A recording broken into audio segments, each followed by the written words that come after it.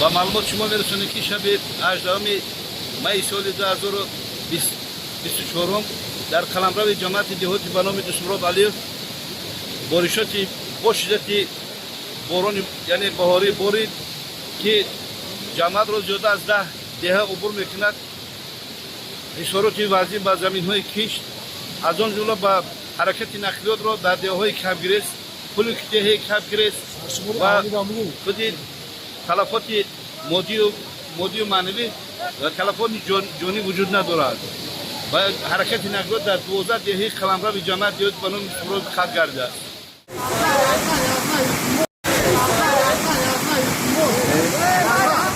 یه او سخته اکا یه سختی نداره اکا